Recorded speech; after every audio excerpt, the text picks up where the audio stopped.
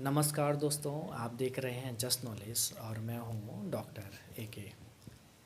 दोस्तों, सुशांत सिंह राजपूत की हत्या ने कई सारे लोगों को शौक दिया और कई सारे लोग, उनके प्रशंसक, उनके चाहने वाले दुखी भी हुए। क्या उनकी आत्महत्या के पीछे कोई कारण है? बहुत सारे लोगों ने बोला कि डिप्रेशन, और वो पिछले 6 महीने से अपने डिप्रेशन का इलाज भी करा रहे थे, ऐसा मीडिया रिपोर्ट्स के अकॉर्डिंगली आ रहा है। वास्तव में डिप्रेशन एक बहुत ही खतरनाक बीमारी है अगर इसे सही समय पर डील ना किया जाए। हम सब ज़िंदगी में कभी ना कभी थोड़े समय के लिए नाखुश होते हैं और ज़िंदगी के कई अहम पड़ाव, जैसे किसी की मौत हो, कोई नौकरी छूट जाए, शादी टूट जाना या ब्रेकअप हो जाना आदि आमतौर पर डिप्रेशन के कारण माने जाते हैं। इसके अलावा भी और बहुत कारण हैं, जैसे किसी का बिजनेस में फेलियर हो जाना, कंटिन्यूस रूप से फेल होते रहना भी कर रहे हैं।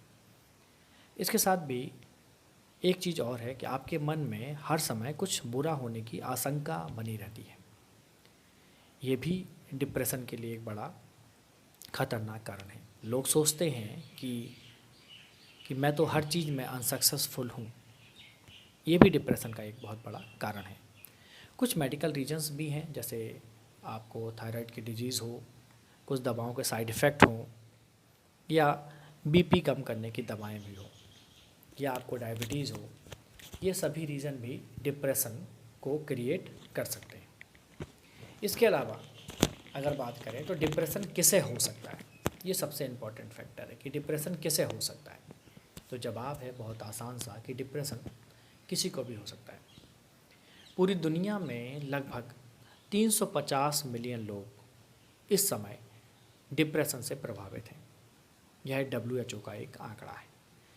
यह मूड डिसऑर्डर होता है जो लगातार किसी उदासी या किसी चीज़ के ना मिल पाने से हो सकता है, या लोग क्या सोचते हैं उस पर भी ये डिपेंड करता है। ऐसा माना जाता है कि इसके लिए कई सारे रीज़न जिम्मेदार हैं। आप ऐसा मान के चलिए कि डिप्रेशन के लिए कुछ रीज़न जेनेटिक्स भी हो सकते हैं, जो आपकी पीढ़ियों से आपको मिलते आ रहे हों, आपकी फैमिली में हों पहले से और वो आपको भी मिल गए हों। कुछ रीज़न ऐसे भी हो सकते हैं कि आपके ब्रेन की केमिस्ट्री में इम्बैलेंस हो गया हो। जैसे ब्रेन केमिस्ट्री इम्बैलेंस मतलब जो आपके ब्रेन में न्यूरोट्रांसमीटर्स होता है उनमें इम्बैलेंस हो गया। न्यूरोट्रांसमीटर्स होते हैं वो हमारे मूड को रेगुलेट करते हैं। ठीक है, हमारे ब्रेन में जो कम्युनिकेशन होता है, जो डिफरेंट एरियाज़ होते हैं उनके बीच में कम्युनिकेशन करने के लिए जो न्यूरोट्रांसमीटर्स होते हैं वो हेल्पफुल होते हैं। ठीक है, तो ये ब्रेन केमिस्ट्री होती है। इसकी वजह से, वो न्यूरोट्रांसमीटर्स की वजह से, केमिकल इम्बैलेंस की वजह से ये गड़बड़ा जाते हैं। इसके अलावा कुछ सर्टेन मेडिकल कंडीशंस हो सकती हैं, वो भी आपको डिप्रेशन के लिए इम्पॉर्टेंट मानी जाती हैं कि डिप्रेसिव कर सकती हैं आपको। कुछ स्ट्रेस ले रहे हैं आप, या आप पुअर न्यूट्रिशन है तो उसकी वजह से भी। Stress is very important phenomena for depression. तो ये वाला केस आपको थोड़ा सा इसमें बचना होता है। अगर डिप्रेशन के हम लोग रीज़न को देखें कि डिप्रेशन है क्या, तो डिप्रेशन को मोस्टली कई टाइप्स हैं अगर आप गौर करें। उसमें जो पहला टाइप होता है वो होता है मेजर डिप्रेशन। ये काफ़ी लोगों को होता है। इसमें लोगों को किसी भी चीज़ के लिए उनके फेवरेबल ना हो पाए या उनके फेवर में ना हो पाए तो उन्हें गहरी निराशा हो जाती है, उनके अंदर आशाहीनता आ जाती है। ठीक है, इसके बाद एक दूसरा जो आता है उसे बोलते हैं क्रॉनिक डिप्रेशन। क्रॉनिक डिप्रेशन में क्या होते हैं, लोग हॉस्पिटल में एडमिट हो जाते हैं। एक साइकोटिक डिप्रेशन होता है एक प्रकार से, ये एक कंडीशन हो जाती है, इसमें आपका दिमाग सही तरह से काम नहीं कर रहा होता है। ठीक है, इसी कंडीशन में, क्रॉनिक डिप्रेशन में लोग आत्महत्या, सुसाइड भी कर लेते हैं। सुशांत सिंह राजपूत वाला केस कुछ इसी प्रकार से। एक टिकटॉक स्टार ने भी, जो 16 या 18 साल की थी, अभी रिसेंटली सुसाइड किया है। तो ये एक वो क्रॉनिक डिप्रेशन है।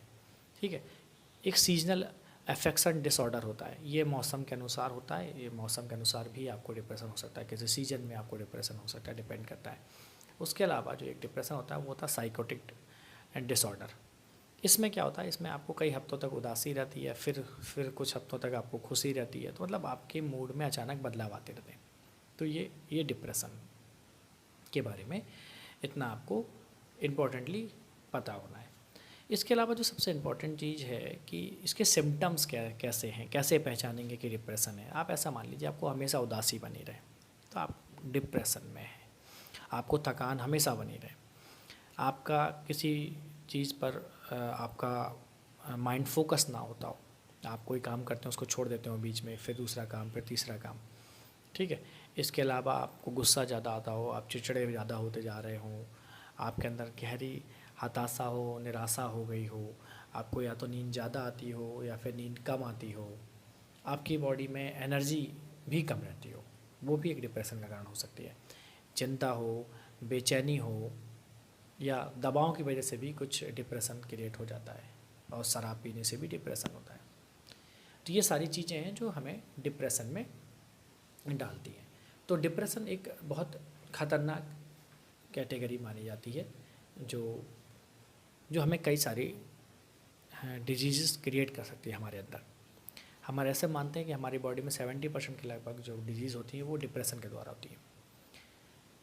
और भी बहुत सारे रीजन हैं जो डिप्रेशन के रेट को या डिप्रेसिव रेट को बढ़ा सकती है। जैसे क्रॉनिक इलनेस हो, कोई बीमारी जो लंबे समय से चली आ रही हो, आपको स्लीप डिसऑर्डर हो, आपको नींद ना आती हो, थायराइड से संबंधित आपको कोई डिजीज़ हो, क्रॉनिक पेन रहता हो आपकी बॉडी में, डायबिटीज़ हो आपको, या मल्टीपल स्क्लेरोसिस हो, या कैंसर हो, ये सभी चीज़ें आपके डिप्रेशन के रेट को इंक्रीज़ कर देती हैं।